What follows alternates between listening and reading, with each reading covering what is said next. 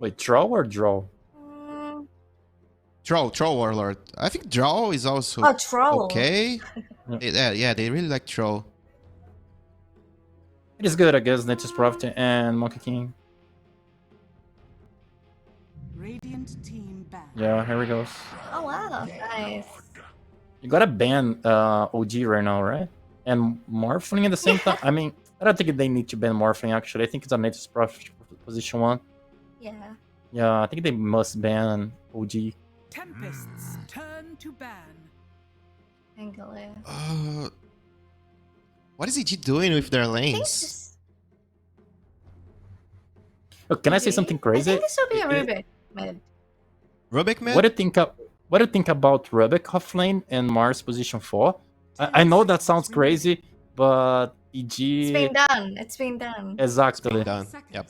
Yeah. Yeah, that's true. And then what they pick up? C Smiles hero last for mid. Radiant OG. team back. Like a Bat Rider? I was can thinking be. about Razor. Yeah. I'm not gonna lie. I was like, oh my god, do they ban Razor here? I think Razor is even more dangerous than the OD, to be honest. Well, maybe they just ban both. Yeah. 10 seconds remaining. Mm. 5 seconds remaining. They need a mid. Ember Spirit's We need a- still in the pool for Alliance if they're running Snap offlane, but should be a Snap mid. Does Analog, we discussed this, does Analog play Snap mid? He We haven't plays seen it, yet. yeah. They've not been playing it on Yeah. Analog, but yeah, he plays it. 10 It's in seconds his hero remaining. Yeah. pool. And EG is thinking about that, right? They're banning 5 Bengo, that can seconds be the remaining. offlaner, can be the mid, but now the Beastmaster ban. They think it's in Snapfire mid. Yeah.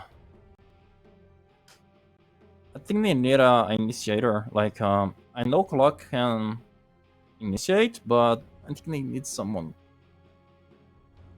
Something else. Oh.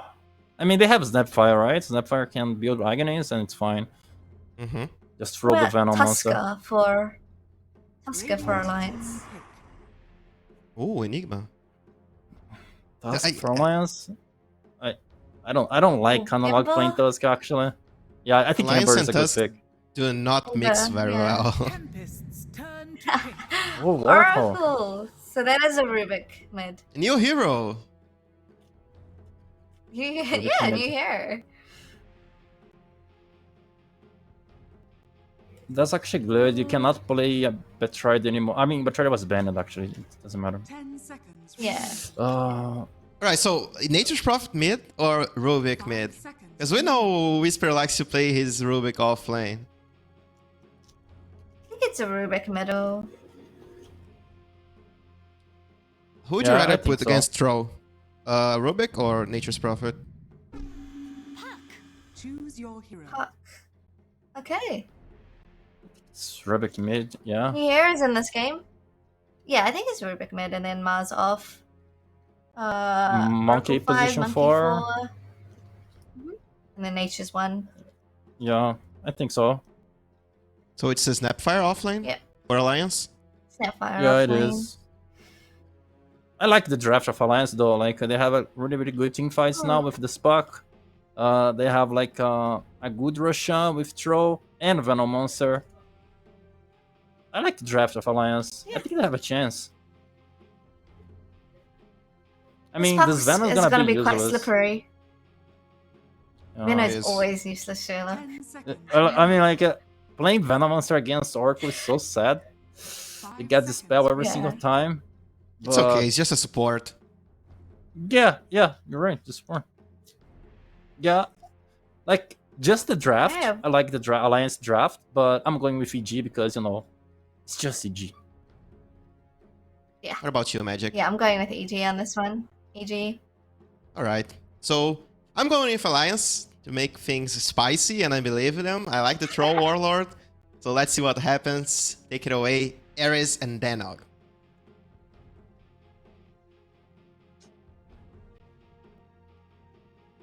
Yeah, thank you, Lil Danog. We see a little bit of spice added to the drafts from both sides. Alliance picking up, of course, the Venomancer once again, which we saw the other day. Fortunately, they weren't able to have success with it. And now for Evil Geniuses, the off-lane Rubik as well getting picked up. An Oracle too, which we haven't seen in a very long time. Yeah, we also get the Mid Monkey King, which is something that the panel wasn't even considering. And, you know, completely understandable, right? See Smile, he just does whatever he wants and he seems to be able to make it work regardless. But yeah, that offlane Rubik, that's what I'm most excited to see. Whisper, I think, is one of the best offlaners in the world, not just South America. So I'm really keen to see how this is all going to turn out. Mars, we've seen it had varying levels of success. Wonder if he might go more into like the not so much into the God's Rebuke, a little bit more into the Bulwark, just to stop a lot of this right-click damage coming out from the Troll Warlord. Yeah, and how are we expecting him to potentially itemize in a game like this as well on a position for Mars? Is it maybe like the stock standard build? Does he need to go a different route to help Evil Geniuses here? It's not really like a Mars item, but I think something as a 4-staff could be pretty good here, right? You really want to do is get away from Alliance's draft. That's why you wanted to pick Oracle, because if you have a look at it, like all of the damage that's going to be hitting from afar is all magic. So Fate's Edict is going to have an insane amount of value this game. You've also got a cleanse for the Venomancer, which is really nice. And then the Troll Warlord essentially can't join team fights without BKB, because then you just, again, disarm him, and then what can he do? So I think it's a fantastic Oracle pick coming through last for Panda. That's one of those rare situations where a position 5 being picked up last is actually a really good thing. Well, we heard the panel lean a little bit more towards Evil Geniuses. How are you feeling in this with this game on draft? Do you feel like one side is a bit more favored than the other? I think EG is favored. I would say like 70-30 odds. I personally don't really rate this Troll Warlord pick just because of the things that it's up against. You know, you're up against a Mars who's going to be able to, again, just pop the arena. If you're on the inside of it, you can just run out. If you're on the outside, he can't hit in because of, you know, the ranged interaction. So again, you need a BKB before you can do anything. Their push is kind of weak outside of the Troll being able to join in. Even Monkey King has like counters to the Troll, because if you use that ultimate, you just mischief on the Monkey King and he goes to a different target. Like that's how the coding of the spell works. So it's not so easy to play a Troll Warlord this game, I'll say that much. No, it's really not. I mean, you can continue to list some things you really want to, like Fate's Edict if you use it aggressively with the Disarm. Yep. You've got the Rubik Shard as well, Sprout level 20 talent. So it's not an easy hero to play. Like this is... The big value that you get out of the Troll Warlord is your laning stage. This is still one of the best carries to be able to play in the lane. So do we think this is something that Alliance can kind of use to their advantage to really destroy this offlane Rubik? I think that's what they're trying to do, but Matthew's doing a really good job right now inside of the Dire Jungle, just keeping the Venomancer away. You talk about strong laners, Veno's definitely up there as well. Not the greatest right-click damage, but certainly in terms of harass and being able to get on the better end of the resource trade, Veno's right up there. So Matthew just getting up in his face, pushing him back with that God's Rebuke, preventing him from getting to the lane, and Whisper's going to be very happy with just a 1v1 against the Troll, at least super early on. See the other side lane here for Alliance at the moment. Theolacor just trying to drag one of the Crete wave. If you can deny a full wave of experience against EG's safe lane, as we spoke about Alliance, like their safe lane is going to be very strong. But what about their off lane? Do we feel like this Vitalis Snapfire can get a decent amount out of this lane? I should be able to get an okay amount done. I mean, it really just depends on Panda's positioning, right? He's such a skilled position 5, but if he gets caught out, he's just done, right? Battery Assault, Cogs, Cookie, there's so much damage coming. Could again be a case for just getting an early point in that Fate's Edict. I really wouldn't be surprised to see him hold that second level of skills, not necessarily just auto going into the Purifying Flames. Because again, all that damage really is magical for a long time on Alliance. So something like this that can just completely nullify it is going to be absolutely bonkers. And mid, got a Monkey King going up against a Puck. Not exactly used to be able to trade, of course. Bottom lane, like you said, they will go in. Cookie to enable Theolacor to get straight onto Panda. Theolacor will get out of the Cogs, so the Battery Assault won't continue to be an issue for Panda. I think that was a Sprout that actually pushed him out. Sprout coming through from Picard's. Yeah, I wonder if that that spooked Panda enough that he's gonna my line of thinking as well with the level 2 Fates Edict. I think that was probably their one chance to be able to get a kill before he reaches up into that level 2. And then, yeah, just mid. Obviously, it's not as easy with a Monkey King to be able to trade. Oh, actually, they're going on bottom again, but another great Sprout by Picard.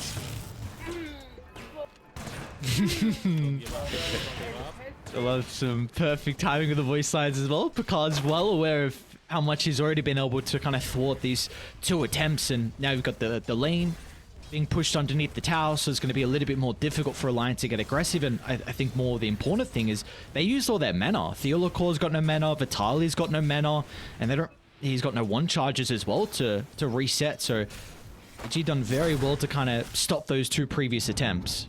And I'm sure they recognize that as well. Oh. Matthew doesn't get the spear connection onto the tree. It was a nice attempt with the telekinesis to set up for Matthew's Mars, but still a decent amount of damage, and they will get the courier as well. Yeah, I'm sure they recognize that as well on Evil Geniuses. They're going to say, look, they don't have any mana, all they've got is wands, so just don't use spells. Try and harass from range, just use right clicks. They've got the advantage of being able to do that with all of their units as well, the summon treants. Sorry, we do have to go back to mid. I know we've had some action before. You were starting to mention how you feel like this matchup is going to shape up between the 2.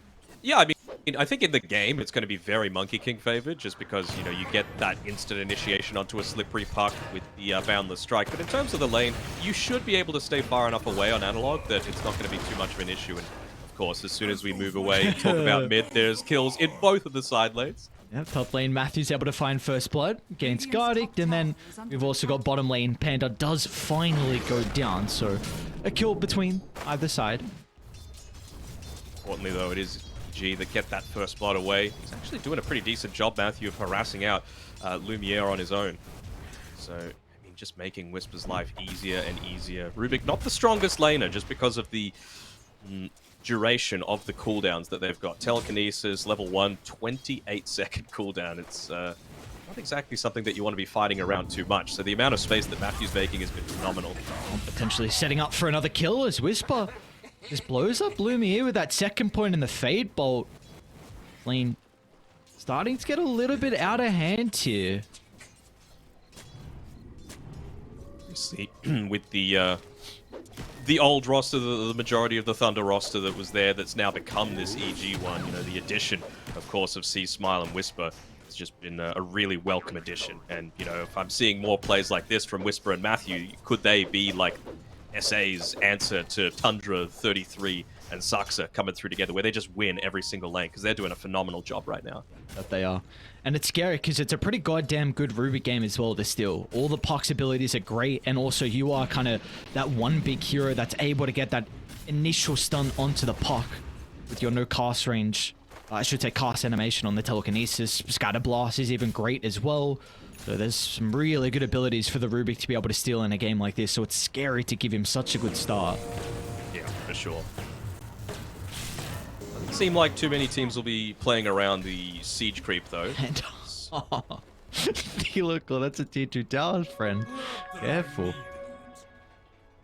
Might be able to snag the bounty rune as he's roaming around, just being a little bit of a pest. Obviously, they do have a pretty decent roaming ganking lineup, right? You've got a Puck paired together with a Clockwork. You can get a lot of damage done early. And, you know, just like I was talking about with the Oracle being good against a lot of the magic damage coming through, it's pretty much the same for EG as well. Gets blown up as well. 2 points, Purifying Flames. The car's right clicks as well. An easy kill for them to find. 3 on the board here for Evil Geniuses, and looking to make it a 4th as well as top lane. Matthew again finds a spear. They've got the Fade Bolt, but the damage this time is not enough. So Lumiere will be able to limp away. Raindrops, of course, helping out massively here for the troll. Going into a mechanism build as well on Whisper. Just wanting to have a little bit more survivability, realizing that, look, they've drafted specifically to be able to get onto our squishier heroes, with the Oracle and the Rubik being a little bit more susceptible to the Clockwork, to the Puck. And so just wanting to survive for that extra couple of seconds, allow the rest of his team to join very quickly. And you know you've always got that capability with a Nature's Problem. First core of the game. They're going to look to play around with the Wukong's command, though. Let's see if this is enough to protect C Smile, and it's going to be the case. Analog has to jaunt to the left side. That enables C Smile just to clean up Theolocor. So Alliance attempting to bring down the Monkey King, and now the tower might be under a little bit of threat. Siege creep ends up going down. I'm not sure if that was Analog just having the one-off cooldown or not, but yeah, he was a little bit late with being able to use that silence through onto the Monkey King, which meant that even though they were wanting to commit 3 heroes to try and take him down underneath the tower, all that additional armor, he was able to shrug it off and survive very easily. And with the state of this game, it really looks like it's going to have to be on Analog's back to kind of help the side lane. Like, Troll's already been zoned away into the jungle, which is scary. I guess the Venomancer is one of the better supports to be able to play the safe lane alone. But you really need Analog to be able to kind of help stop some of the momentum that they're building on AGs. Yeah, we see Theolacor just running in. Should be okay, although C-Smile will get some Jingu stacks, but with the Boundless on cooldown, he won't be able to get the... What? You thought... Oh, no! I mean, it could have been something as simple as he had int treads on. Maybe one more hit was what was needed with the additional armor, or... I mean, that's the big thing about the Monkey King against the Puck, right? I was in the lane, it's not as bad as something like an Ember Spirit, just because, you know, you're not as easily able to hit. But if you are just able to right-click, that 3 armor just feels completely useless. We see top lane as well. Whisper stole the Gale, and with the help of Matthew's Spear as well, so... Top lane continues to go well, and even bottom, they're setting up for another kill as C-Smile looking to get involved across the map, and he'll be rewarded with the kill. 3 early on for C-Smile for his killing spree, and with the ball is starting to get rolling, it's going to be difficult for Alliance to stop it now. I mean, EG have just looked completely against every single team that they've played so far, and this is looking to be no different. 7-1. 9 minutes in, pushing into a lane, which probably shouldn't be super easy, right? You've got a Venomancer, but as soon as he TP'd back up to the top side, after going down to the Rubik as well as the Mars, they were just like, alright, they've got absolutely nothing to stop us. Same sort of thing with Puck TPing back mid after being ganked. Free tower. Dire's bottom tower is under attack. I'm gonna make the attempt on Matthew. I don't know. This doesn't look like an easy kill. And Luke's gonna start to TP in with a coil. Secures the kill onto Matthew. Now they'll look over to Whisper as well. He does have Panda starting to rotate. The Fate's Edict gonna mitigate a lot of the damage from Alliance, and I see Smile with the Boundless as well. They'll kill off Gardict, and they'll turn their attention to the second support on Alliance. Theolacor will get some distance away. Looks like he's fast enough to escape. So in the end, will be a 1-for-1 trade from the supports. I think they don't mind that too much. I mean, you've moved Pakaz up towards the top side. He can still push this tower in very easily. You've got a siege creep joining through, so you're going to be very happy with that. And Matthew's just looking to set himself up in this mid lane, steal away a rune. Can they get another kill, C-Smile? Cautious though, C-Smile. Actually looking to turn it back around because he's got Matthew nearby, but still, without the level 6 picked up here for the Mars, he's continuing to dive incredibly deep, looking to try and play around with the Whisper's Rubik. Doing this very well as well. They made sure to keep the wave pushed in so that it's not underneath the tower at all. So they're just trying to delay this for as long as possible. Gives Pakaz time to take that top tower, and now it's on them. They can make the choice of whether they want to push into this mid tower. They've nearly got the level 6 on Matthew. Might have Korea bringing him through the tome. I didn't see who took it, but that'd be a huge benefit for them. Again, it would just mean that the Troll already not really having too much of an impact in these team fights, but it'll become even less once Mars got that arena online. I think Panda got it because he's level 6. Okay. Very, very valid to get that one as well. I mean, you just saw how important he was, right? They lost someone pretty early on as... Oh, can they fight here? He's pretty beefy, though. The rest of the team is starting to move their attention over towards the jungle, as even C-Smile's going to move over as well, so Alliance forced to retreat, and they might not even get a kill as well, as Theolacor brought down. But Tyler's still going to look to try and play around with the Mortimer Kisses, but that won't net them their own kill. In Alliance in shambles, their own jungle continuing to be invaded, and this is very much not what you're hoping for the Troll to recover. I'm going to sound like a broken record, man, but that Fate's Edict is just so good this game. They've still got the siege creep mid, by the way. They've been influencing this lane equilibrium incredibly well. Now they're pushing with it. If you wanted to, you could TP in a couple of seconds on Pakaz to be able to supplement this, but they're just letting the creeps do the job. And with the kill on top before, they could have very easily lost too, but as soon as Panda shows up, he just, again, magic immunity. Let's see if Theolocor can try and bring down Whisper now at the moment, but again, the Fate's Zero damage. Edict, and there's nothing you can do. And look, if Vitala's going to look to try and play around. The Got the arena, mech. is it enough to buy him some time? But the mechanism here will get Whisper out of danger. And now maybe it's Analog that the one is in trouble. Got the orb up in a couple of seconds. It looks like they're lacking the control though on EG, so Analog will be able to get away. Importantly though, this is a little bit of time though for Lumiere, who's very close to this Battle Fury. Yeah, and he's going to need it this game, right? Not just because he is the scaling core for his team, but against a Nature's Prophet, you need that constant ability to be able to break through the Sprout, just so that you're not locked in place. You don't want to be carrying just a simple Quelling Blade around once the game gets super late.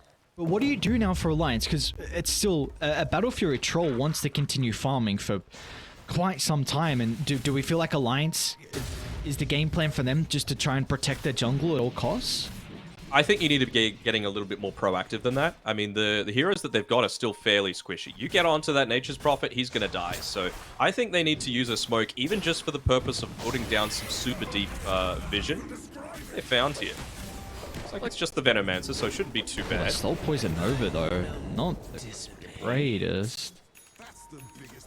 But yeah, they had previously, Theolocor set up the vision inside of the Radiant jungle, but they haven't had a chance to do anything with it just because EG have been playing incredibly well, playing offensive, and getting, what, 2 tier 1 towers so far. So I want to see them do a similar sort of thing. Take some time just to get some vision down so that you can actually make the rotations with heroes that can get kills pretty easily. You know, Puck, Clockwork, See that Snapfire. attempt, Theolocor. It's come with the combination with the Mortimer Kisses, but Panda again. He's always in the right place at the right time to keep his cause alive. An Alliance, yes, or you lose his Theolocor, but really the damage and the combo from them is always going to be that hook shot into Kisses. And now that it's on cooldown, EG could look to play aggressive to get an objective. Nice synergy together with the mech as well, right? With the Fortune's End, sorry, the False Promise just coming through and all of that damage, even if you're able to pump it through. Fate's Edict was actually on cooldown that time from Panda, but Whisper is providing, he's still a core, the big daddy, giving him all of the stuff that he needs to be able to survive and continue. Fantastic game. 6k net worth lead, 15 minutes in. EG happy with this. And it's not really the easiest game for Analog to play the side lanes as well. With how farmed you are, I was actually expecting Whisper maybe to go into a Blink Dagger next item to help catch the puck in the side lane, but Whisper wants the pipe to kind of help them ball up. But of course the Monkey King can provide that initial jump as well and the follow-up to be there from some of the other members, so it is not going to be easy for the puck to try and stall this game out. They're thinking that they're going to be able to get away with just the 1-4 stuff on Panda. I guess part of the reason of that is that Picard is just always so on point with those sprouts that it just gives a little bit of that extra gap creation, I guess you could call it. So he's already doing a phenomenal job. So they're actually looking to group up all together around this mid lane, keep the siege creep alive for as long as possible. Harley might be in trouble. Let's get the Cookie to play with some distance. Matthew's got the arena, if needed, onto the kill on the Snapfire, but he'll use it now at the last second. Also gets the spear onto Gardix. Venomancer. There's just nothing Alliance can do to protect this tier 1 tower. Yeah, for sure. Lumiere, he was trying his best to try and push out that bottom lane a little bit, but they say, oh, well, we've already taken the tier 1 tower. His teammates, even after they respond with their relatively short respawn times, won't be able to help him, so let's try and catch him on the retreat. He's a smart enough carry not to be hanging around so much, and yeah, there we go. Matthew's gonna get brief vision of him. Kaz comes in. He's got the Gleipnir. Yeah, you bet they can. Gleipnir sets up for this here. Smee Smile's even going to use the Wukongs for good measure. Lumiere, the win condition, the late game carry will go down for the second time this game. And they know that that's the one thing that's going to be able to bring Alliance back into this game, right? Is a very farmed Troll Warlord. They've done basically what they need to in the early game, which is get that early control that allows them to make a lot of these movements across punished quite so easily. Be able to get a kill up on top here, but Kaz just kind of trapping himself inside of the trees. But yeah, now that you've taken all of these towers, it should be pretty easy to just get every single kill that you want onto the Troll Warlord. I'll blame Alliance's support's a Theolocor. good pull. It's the hook shot into the Mortimer Kisses. Matthew's going to try and hunt down the Snapfire to cancel the ultimate, but the damage has already come out. A big kill for Alliance to find, starting to at least get something with their ultimate usage. See Smile, does he have the stun up? Still on cooldown. I wonder if Whisper would have actually been able to reach him with a telekinesis. You've got full points in the Arcane Supremacy. Down from the trees and lost vision pretty, I think. Still though, valuable kill. Getting it onto the Nature's Prophet means that this roaming trio of Sea Smile, Whisper, and Matthew isn't going to be quite as effective. Panda's still playing a little bit more of that defensive role right now, way on the back lines, realizing that they haven't had a chance to go into their side of the map. And you can just see Gardic inside of the Radiant jungle wards that I was talking about, right? Because this is the way that Picard's plays. He wants to be able to sit back, just get as much farm, let the lane farm be able to go to the rest of his team, and that's why they've been able to build up the 6k net worth lead. Not just the kills, but farming efficiency as well. Yeah, and it's also the supports are getting items too. Like we spoke about Panda's 4-star, but the Your Scepter on Matthew. If you go back to the Any Major, the Mars mid lane building the Your Scepter, I think that was a lot of the China teams that kind of invented this build, and that's one of the big answers to him. You go yours into the spear, very easy way to set up for that puck kill. Yeah, I think it was even before the Animajor, there was IG Oak was the one that really pioneered the Your Scepter build, and with great success. Just continuing it on. So that's a big reason why they're going down that route. They don't have the kisses, they can take this fight. And that seems like it's a lot of their damage. They don't have kisses, and even pretty much the puck as well, so this pipe build. Ooh, hookshot, nice use of the treants. Even stole the hookshot as well, so Whisper has this one to play with. Not sure if he wants to be on the front lines, but he'll take the extra stun. Doesn't want them to be able to get away like they have previously. Get out, Sea Smile. Just a bit too late with the boundless. Nicely done. Does pull a couple of the EG members to top, so they are starting to wrap on Matthew mid, but maybe they're just going to look to try and get the creeps instead, or not. Vitali does find an opening with the cookie into the middle. Core's going to be laid down as well, but instantly Evil Genius to show up with multiple members, and there he is. Well, that's the opportunity for Whisper to get the hook shot. When there's only one hero nearby, you're not too worried about putting yourself into the middle. You just saw how much they committed. That was a Dream Coil Poison Nova onto a Mars, and he barely gets tickled by it. As long as you've just got Panda in the right position behind him, Fate's Edict. It's just such a great spell, this game. Oh, he killed the Cory as well. Lumi's in trouble. Oh no. It seems like there's nothing they can do to get him out of this one. Gonna be cautious if they use all their stuns early, but Matthew's holding the speed just in case he goes for the TP. It'll be an easy chase down and an easy kill, and they'll add a second one as well, as Gardic is also caught out as Evil Geniuses sweep inside their own jungle to bring down multiple members of Alliance, and now they can look to get onto the enemy side of the map to potentially take some objectives. Yeah, they want to be playing with this Aegis as much as possible. Again, it's 20 minutes, so they've got Siege Creep to be able to play around with, and Troll doesn't want to join these fights just yet. That kill is so important, 800 gold away from the BKB, puts him a little bit further behind. Theolicor was doing the right thing. He was pushing out the top side, making it so that they had to react accordingly. But again, you're up against a Nature's Prophet. He could just TP up there and then instantly join his team whenever he wants. Pinging him out though. Realize that he's on his own, but again, this is an Aegis Nature's Prophet with a tier 1 tower behind him that's still available, so I don't think there should be anything stopping the rest of the team backing him up. Actually, no one has TP except for Panda. Might be the big thing, but he's actually just got to walk away. Dire's bottom tower is under attack. Add a little bit taunt to spice that up as well. Straight in the face of Theolicor.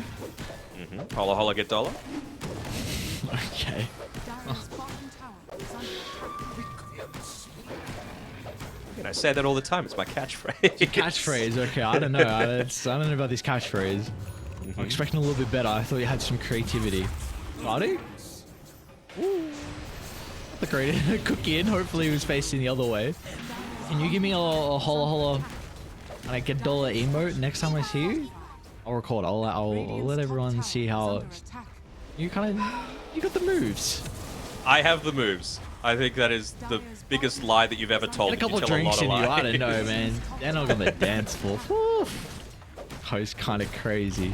Need more than a couple to get on the dance floor. A whole bottle of tequila. Oh no, Theolicor. Nice hook shot actually. Does get stolen. Oh, is he gonna go for it? Go for it, Whisper. Yes. Yeah, look at him instantly trying to run the other way. He's like, no, don't kill me. And well, that'll set up for an easy pickings onto Theolicor. So getting something across the map. Analog's going to be able to bring down the Tier 1 tower up top. And you see that Lumi is also playing inside EG's own triangle. It does look like Whisper's read this though. Whether he's coming back to try and scout out the troll or just looking to shove top though. Has fallen. See Lumia now. It's going to look to TP speed. Oh no. Oh. Gets there just fast enough. Lumia. You hate to see it. This guy's just, he wants a place to farm. He'll get the Aegis. Had a minute left of it, but he'll still go down nonetheless. He's like, guys, come on. Let me farm somewhere. All right. Silver lining. He's got the BKB, right? So when he respawns, you'll have hookshot, you'll have kisses, you'll have Puck with now a blink dagger as well, nearly getting into the Kaya. So decent amount of damage coming through. The important part is you gotta find Oracle first, every single fight. See Smile, well, he's actually going to be the one that starts the fight, but Kaz will TP in as well to provide the damage required. What a boundless for the Monkey King. See Smile clipping on multiple, now Whispers in as well. They've got the telekinesis to potentially add a +1, but it doesn't drag him too far away. So in the end, it's actually just Gardic that goes down. Not the worst for Alliance, as they will be able to back off on some of their other members. So I'm going to reveal your bias right now. If you had to give an MVP to anyone, who would it be? I feel like you would say Panda, I don't know. But you know, I said why it was a great pick, and everything that he's done has kind of supported that. I could easily see it go to Whisper as well, but yeah, it's definitely between those two. Support heroes. That's, I don't know. Classic support player speaking right now. Yeah, wanting all the glory, us support. Yes, the classic. Standard for us. Absolutely filthy supports. I mean, all you think about is yourselves, no one else. No one else. Alliance, let's see what they can do. This smoke is 5. This is it. If they don't win this fight, game's over. See Smile, they're going to catch him out first. I actually want to go for Bakaz, but the Mortimer kisses, the damage might be enough. He hasn't activated the BKB, and it won't be required because the false promise gets him out to safety. Bakaz will look to TP out. He can rejoin the boys, but he might not have a team to rejoin. As see Smile, he's going to end up going down. They can look to chase down Matthew next as well inside the tree line as Lumiere cuts him down with the axes, and they're not done just yet. As Theolocal look at him already go. Looking for the +1. The jetpack giving them all the vision they need to scout out the remaining members of EG as Analog can fly over the tree line as well and catch out the Oracle. And finally Alliance able to take a successful team fight. And they had all the tools that they needed to be able to take that one, and this was it, right? The tier 2 tower up top, the last bastion of safety for essentially being able to play on this side of the map at all. I mean, second Roshan is going to be a really key objective for them as well, so to get a 3 for nothing, very, very big deal for them. Cost every single ultimate, but well worth it. What went right there for Alliance that we haven't seen in previous fights or engagements? They just had the tools to be able to fight, right? Instead of casting the Fate's Edict onto the Troll Warlord, he just pops BKB, so you're forced to use a False Promise instead. You have to play a whole lot more defensively on Panda. Obviously, you can't Fate's Edict someone inside the BKB itself, so it just felt like they just were dealing a whole lot more damage because you had this not just one damage source coming through. You have to be cautious now from Alliance though. Wanamakiss is still on down, Nova down as well. Be difficult with EG trying to get aggressive, but Alliance will play it safe, continuing to pull themselves up around their triangle. They gotta might play even around their find ultis. Panda. They've got everything except the Poison Nova right now, so if I'm them, I'm just little smokes. Even killing an Oracle is good enough at this stage. Use that to maybe take a tier 1 mid, makes a lot of these smokes a lot better, means you can play around Roshan a lot more effectively, potentially up in 30 seconds. So they're on a little bit of a timer here. They can't just be roaming around looking for... I just don't think this tier 1 tower bot is all that important, you know, in the context of this particular phase. Takes it pretty quickly, I guess. Oh, look at the jump in, see Smile. Oh, that's perfect. You couldn't have asked for better as Puck gets blown up and Snapfire too will join him in the grave. Gardic's just going to sacrifice his life and hope that Lumiere can get the TP out fast enough, and that'll be the case, but EG hit back. Yeah, I'm a little surprised Alliance chose to split up. I mean, the big reason why that previous engagement was that it was 5 heroes playing together. They had a strong 5-man lineup. Cut to the trees. He's got the battle trance now. Needs to bash his head. Samaritan will find all of them. Now Lumiere forced to turn towards the Monkey King as well, but the fervor's starting to stack up. They will be able to disrupt the attacks thanks to all the stuns with Whisper flying into their neighborhood, and now they've already caught up to the Clockwork as well. So at least they were able to get the kill onto Picard, but it cost them so much on Alliance. It does, it does. I'm thinking, is it worth it? I'd say, like, Nature's Prophet is still your main pusher, so I think you're generally okay with that trade, as surprising enough as it sounds, because they don't have tools to be able to breach into the high ground, especially going up against a Venomancer. So they're lucky enough that Roshan's still 30 seconds away from respawn. You're going to have the Troll Warlord back available. Battle Trans essentially going to be up and around that time. BKB as well. So, too horrible of a trade for them there. I think it's much more important that you do confirm that kill onto the MVP. Dire are scanning. And I believe, is that a Chiron Stun as well on the puck? So, Dire's top tower going to give is him a under little attack. bit more survivability, which is always a bonus. He's just trying to influence the lanes right now. Get them pushed out as quickly as they can. They rocket the Roshan pit at the exact right time, so they've got information that Rosh is up. So this is essentially on Alliance right now. Push out one more lane, go with all of your ultimates into Roshan. You've got a couple of extra items as well. Mier's just 50 gold short of being able to pick up his Blink Dagger, which would have been enormous, but so that's just what they're waiting for. One more creep camp, and then it's go time. Who's he jumping with his blink? Panda has to be. Troll. Panda? Yeah. What, so the whole team's just going to heavily commit onto Panda? I think you can afford to. Dire's middle Okay. tower is under attack. They got a really good ward inside EG's triangle. This might catch them off guard if they wrap around. The lanes aren't in the greatest position, though, for Alliance to make this play. So shortly, this smoke should be scouted out. CG grouping up. They'll make their own smokers either side. Fire potential to break out inside the river. It's going to be Theolocor that will start. Mortimer kisses to Altercation. fly in as well off the right side. Analog catches both heroes out with the coil, and they'll be able to bring them down with ease as Alliance. Can they use this team fight success to potentially turn it, though? Prophet Wrath of Axe. Nature holding them down, but it looks like it'll be fine. Alliance are able to reset, but that is a BKB forced out from Lumiere. He's able to get the blink to reset. It's like Gardic, unfortunately, will not have the same fate as Matthew cleaves him down with the shield.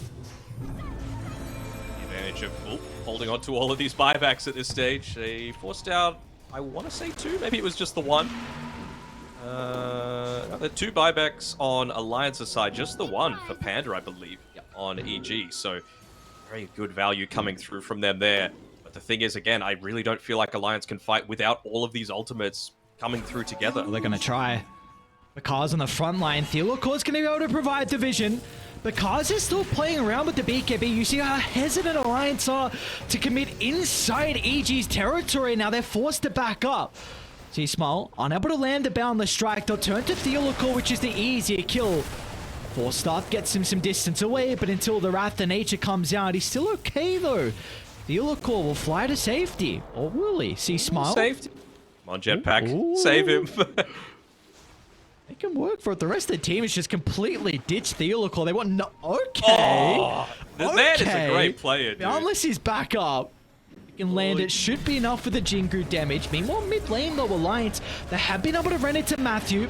Arena's going to be able to protect him. They're so close to the T1 tower, so the rest of EG can react to the aggression from Alliance. As Analog looking to try and deal with the Oracle. Won't be able to do so with ease. It's going to be cautious, though. Your Scepter trying to set up. They've got the Sprout.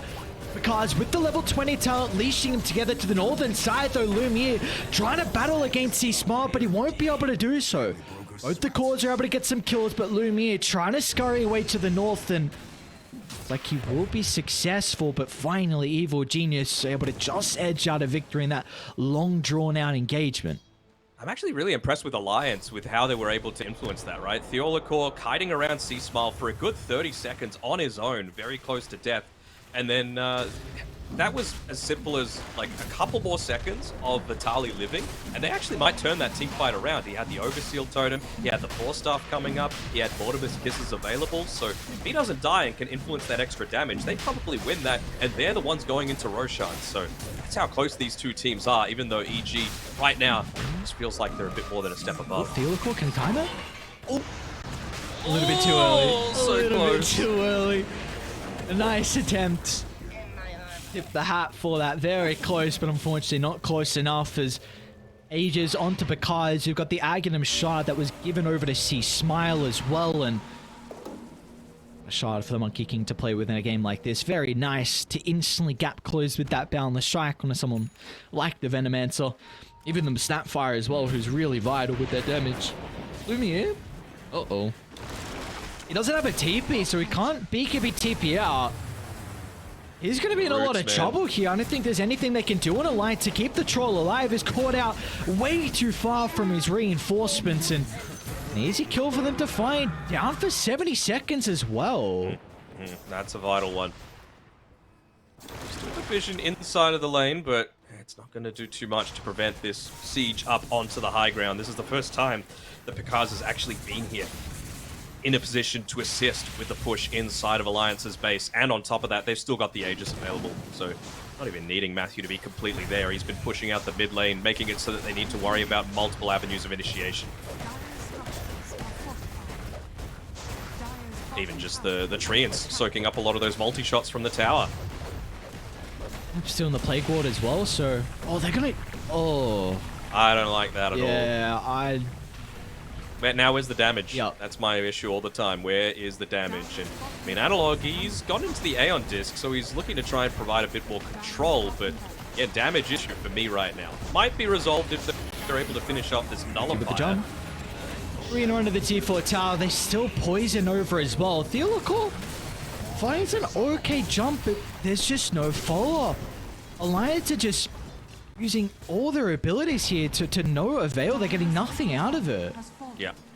This is one of those clear examples. You need to be playing completely together as a team, and it's a weakness as well, right? You can't fight against a team that's got a lineup like this. Like Monkey King, Nature's Prophet, even Mars and Rubik to a lesser extent, they don't really need these huge cooldown ultimates to be able to fight. They're always capable. So I think Alliance are just in a position where they kind of want the game to go super late, so that when you take a team fight and you die, it's a much longer death timer. There's a lot more like opportunity cost for taking team fights, whereas EG, they want to end it right now. They want to say, look, even if we lose a fight, we could just respawn and go again, and what are you going to be able to do about it? I don't even know if late game's secured for Alliance. Like, No, I don't think it is at all either. Like, this is part of the reason why I was saying 70-30 in terms of like my favoring of EG's draft at the very beginning. Just doesn't seem like there's ever going to be a time where they feel much stronger. I think there was very clearly a time where they were capable, and that's the times that they won the team fights, but it just hasn't ended up in much more than that. See Smile flying on forward. Scout out some of the members. It looks like they will run into Theolocal first. Easy freebie. Hookshot. Nice try. No. Dude, Whisper stole it again. I think something to quickly mention as well. Double Hex was just completed here. One on to Bakaz's Nature's Prophet. And Matthew got his own as well. Yeah, dude, this guy, I don't know how he's farmed. I mean, 5-2-23. He has had an incredible game on the Mars, but a lot of objectives. But yeah, he's got a goddamn Hex, so... I mean, it helps having Bakaz, like, essentially take 0 lane farm as well, giving it all to his supports, and, I mean, Matthew on his Mars, the heroes that even played as a support, has plenty of farming tools, don't need to rely on that right click. Last outer tower, have to say bye-bye. So it really feels like Alliance are just going to be pinned inside their base for... well, from now until the game ends, essentially. They've still got another minute left on this Aegis as well. Great spear from Matthew. Pushes him further away from the base. And even the arena, just in case, to block off the other members of protecting him. As no Lumiere for 70 seconds without a buyback. And like you said, that's looking like it might just be game. It's got one glyph available.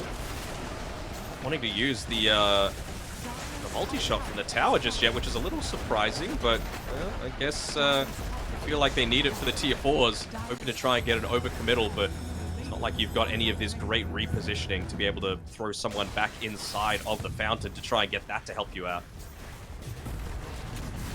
Oh, poor Danog. Oh, wow! They force push him in? Yeah. Oh, Whisper did, and they call it after that play. Yeah. Oh, Whisper and EG just so goddamn good. I'll give it to Whisper. You know, he's kind of overtaken Panda a little bit here, just with some of these style plays coming through, and Yeah, going into this one, I was just licking my lips at the prospect of this off-lane Rubik, and him and Matthew are proving to be a really dynamic duo.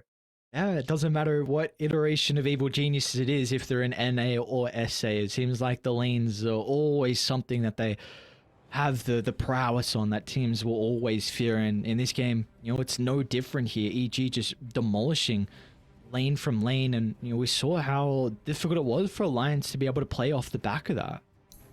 So, just speaking of Alliance, I think their gameplay is actually pretty good. Like, it's not quite EG's level, but it's up there. It's higher than what they're standing on the leaderboard shows.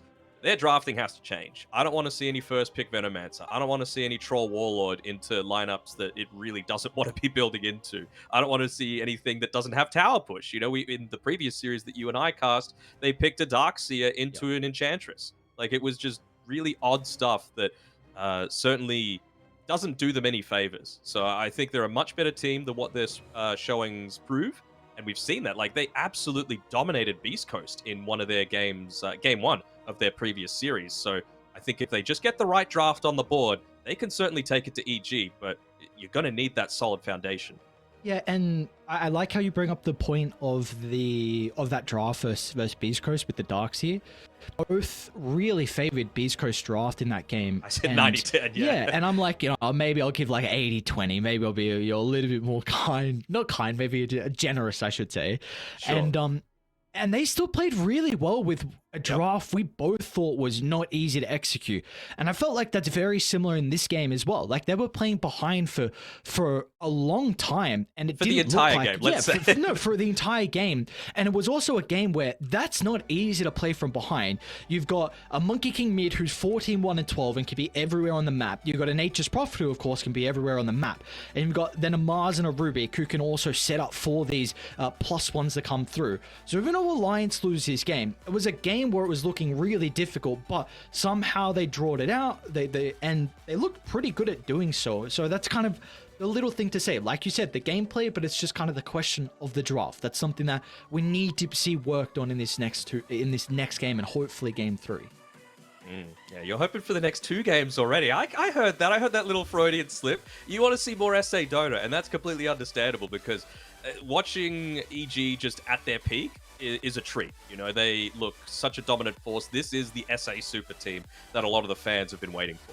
Oh, yeah, without a doubt. And we've seen they've run so far through this 2-1, and they've only dropped one map, and we're hoping to look to continue with their dominant start. So for Evil Geniuses, if they win game 2, they are guaranteed a spot at the Lima Major. We'll see if they're able to succeed or if they're going to go to a game 3. We'll find out after the break.